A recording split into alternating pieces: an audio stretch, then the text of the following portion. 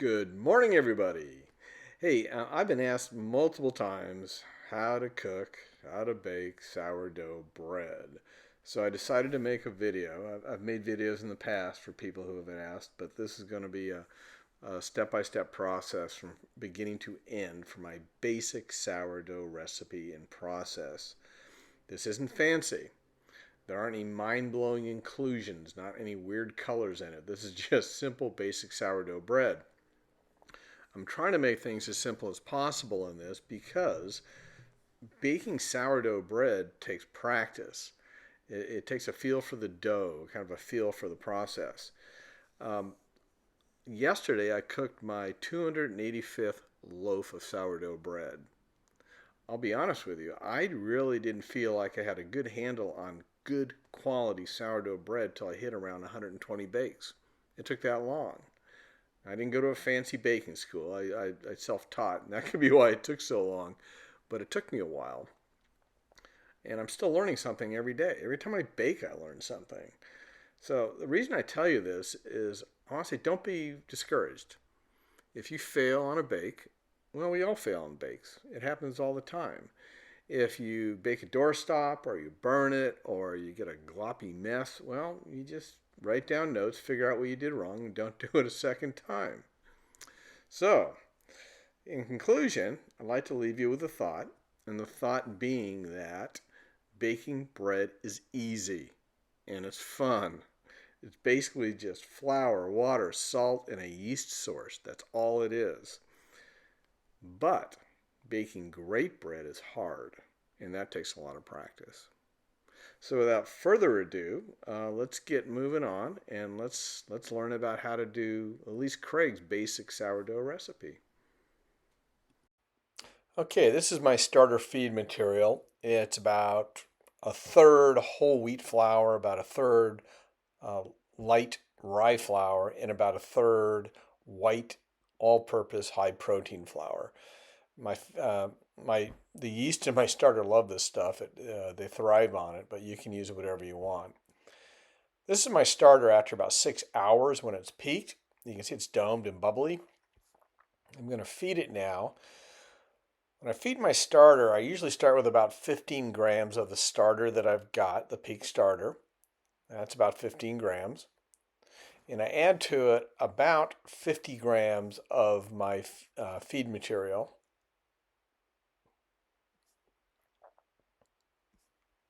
And then I add to that about 70 grams of water, filtered room temperature.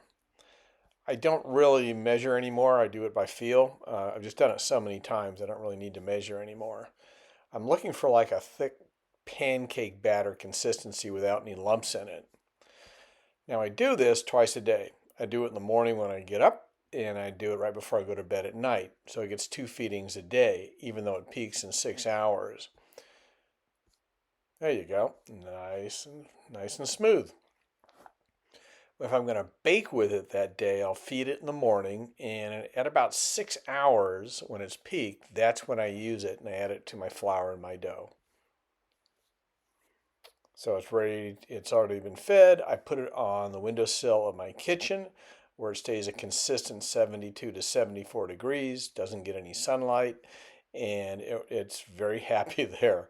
And again, in about 6 hours, it should be peaked and ready to use. Okay, we are going to mix our dough. I'm going to put 450 grams of all-purpose high-protein white flour, and I'm going to put 50 grams of whole wheat flour in to make a 500-gram total.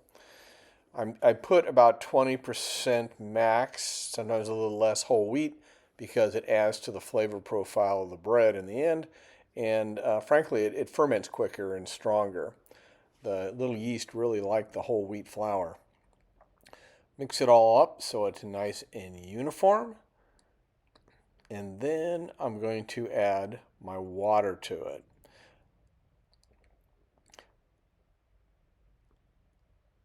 I heated my water up to 85, 86 degrees. Generally, I only heat it to about 80, 81, but the house is really cold today. So I'm trying to keep a certain dough temp, and I'll explain in another video why that's really important. So water is a little warmer than normal today. I'm going to add 350 grams of water. The total hydration when I add my starter in is going to be somewhere around 77, 78% hydration. Now I'm going to mix that up as best I can. The whole idea here is I'm trying to hydrate the flour. I'm trying to get all the water incorporated. I don't want any dry flour left over. So I'm just going to keep mixing it, pinching it, pushing it around my bowl until I pick up all the water in the bowl or pick up all the dry flour and there's no dry flour left. And basically I'm creating this big shaggy ball of dough, which is exactly what I should have for this hydration level. See, nice shaggy ball of dough. Then I'm going to cover it and I'm going to let it sit for about 30 to 60 minutes, and that's called the autolyse step. When you mix water and flour and just let it sit without adding anything else to it, it starts building the gluten strands in the bread, in the dough, and that's our ultimate goal, is to build that gluten. So got it all off, going to cover it up, going to give it 30 to 60 minutes, and then we'll be back and we'll move on to the next step of the process. Okay, we just did an autolyse for about 45 minutes. I'm adding in fine sea salt, non-iodized sea salt, because the iodine in the salt changes the flavor profile in the bread. You don't want that. And the fine salt dissolves better into the dough. I'm going to dimple in the salt to kind of get it incorporated a little bit. I'm going to flip the dough over and I'm going to add my starter. I don't want my starter having direct contact with the salt because frankly salt kills yeast. And if they're directly in contact, it'll knock my yeast down. Here's my starter. It's been going for 6 hours, so it's at peak. It's nice and domed and bubbly. And I'm going to do as close as I can to 100 grams of starter into the dough. So if you think about it, percentage-wise, it's about 20% of the weight of my flour. There you go. Now I'm going to dimple this in as well to get a start on it with the mixing process.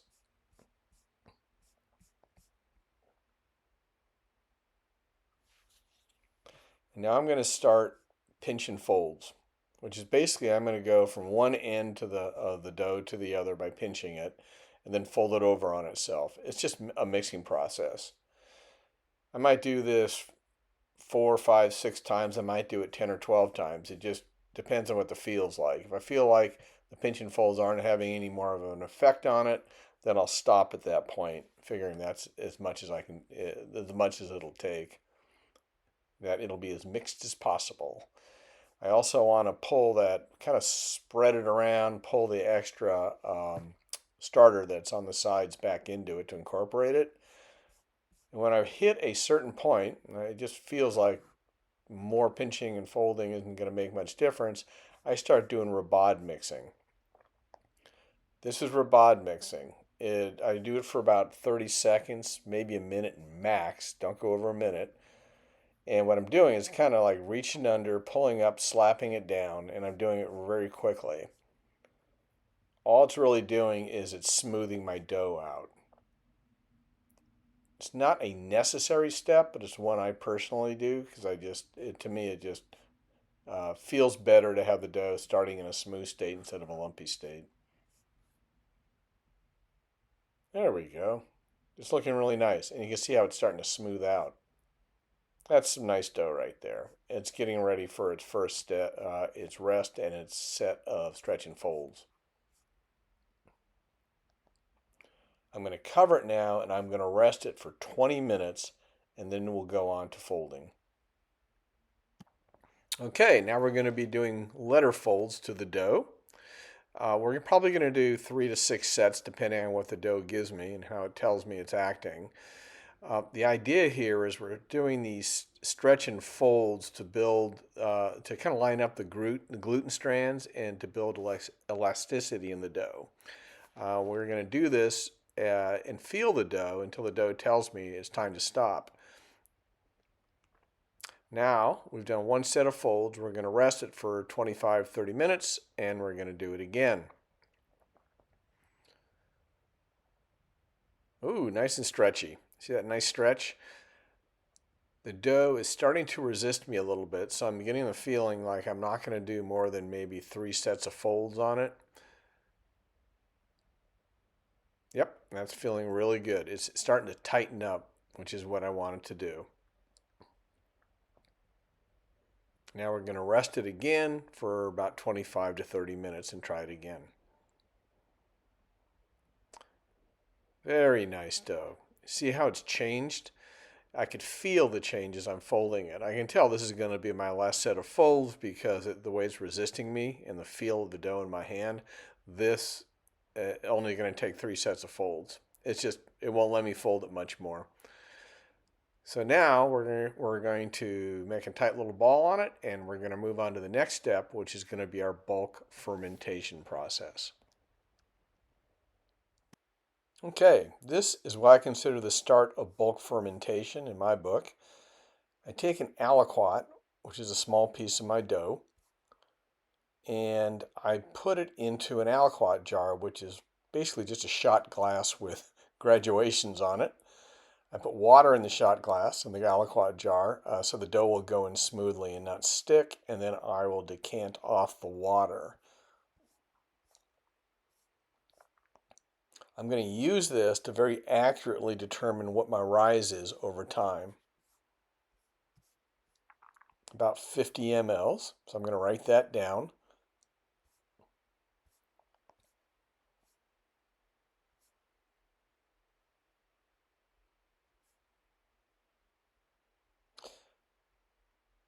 Now, tighten up my dough ball again, and I'm going to cover them.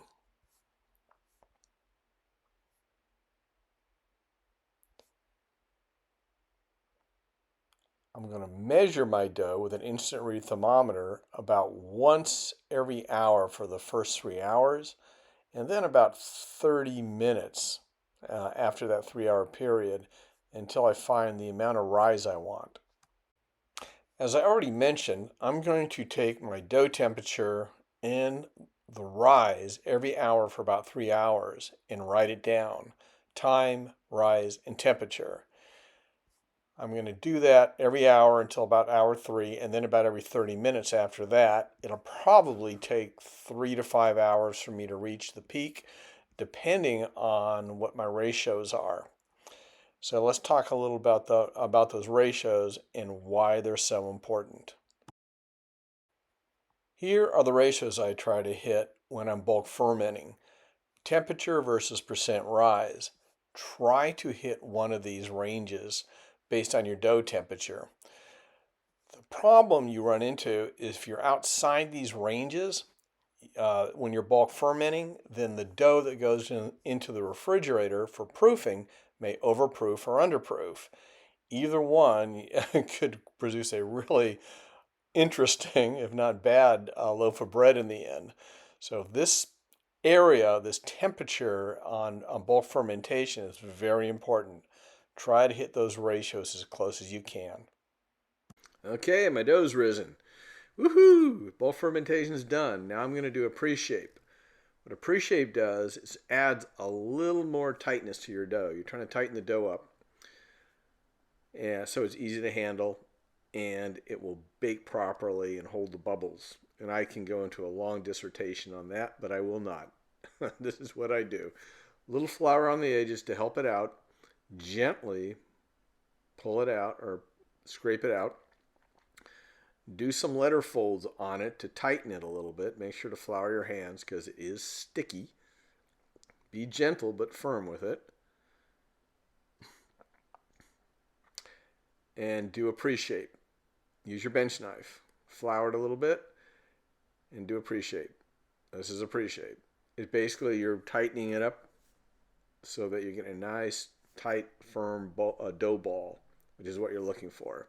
Don't have to do it a lot. Once it firms up, you've got it. Pop those little bubbles. There you go. Now set the timer and give it 10 minutes. and then we'll do some shaping. This is my banneton. This is what I proof my dough in. This is rice flour. If I just put my dough straight into the banneton, it would stick to it. It would adhere to it. So what I do is I take rice flour and generously sprinkle it all across the banneton so that it's mostly covered. There you go. And now it's ready to receive dough. So after I do my shaping, I'll place it in this. So it's 10 minutes. The bread, you can see the dough has kind of spread out a little bit. It's settled down, relaxed a bit, which means it's perfect shape for shaping. So I'm going to shape a football batard, which fits this particular banneton. I'm going to start by gently making a rectangle, being careful not to push too much air out of the dough. And then I'm going to start shaping.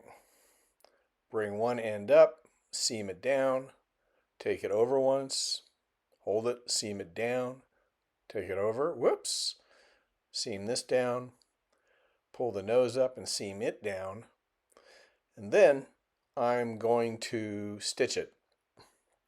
The stitching adds more tension to the dough. So what I'm trying to do is get it nice and tight and tense for the proofing. Then I'm going to flour up again, and I'm going to roll it over into a nice little football, pull it across the counter to tighten it, tighten up the ends, and there you go.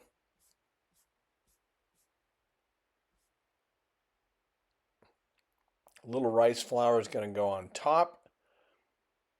Again, I don't want it to stick in my banneton, and then I'm going to put it in the banneton.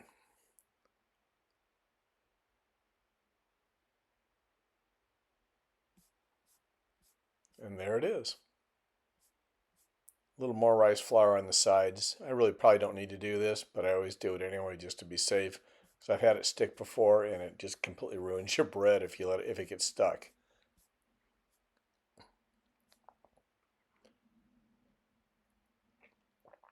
This is a banneton cover. It's supposed to go actually inside the banneton to put the bread in, but I use it as a topper for my proofing.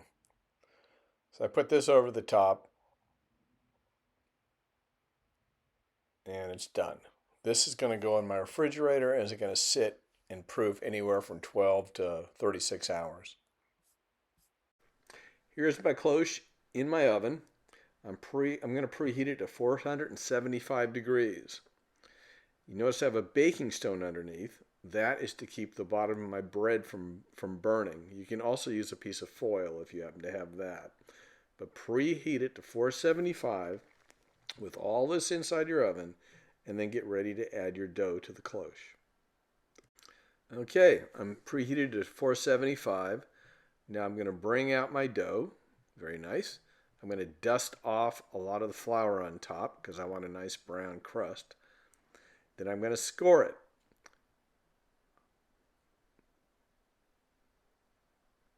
"45-degree angle, end to end." You can push up the ears a little bit if you want. Gives it a little more ear rise. Then I'm going to take the cloche out of the oven that was preheated. I'm going to put it in the bottom, and then I'm going to place this in the oven. I put the bread in the cloche and into the oven and drop the temperature to 450. I'm going to bake this for 20 minutes covered. Then I'm going to take the cover off, drop the temperature to 425, and I'm going to bake it for an additional 30 minutes. That'll set the crust and brown it up really nicely. There's my loaf. After the 30 minutes uncovered, I take it out of the cloche, I put it back in the oven, turn the oven off, and I let the bread cool as the oven cools. Remember, the bread is actually still baking internally, probably for another 30 or 40 minutes or so. So I'd let it cool with the oven, and then you can take it out. And there it is, your finished loaf. It's cooled, it's cooked, still a little warm, no burn on the bottom, nice and crispy crust, nice brown coloration. And I could have left it in a little longer if I wanted to darken it up a little bit, but I like it the way it is. There's your finished loaf, a nice sourdough loaf. Good job, everybody.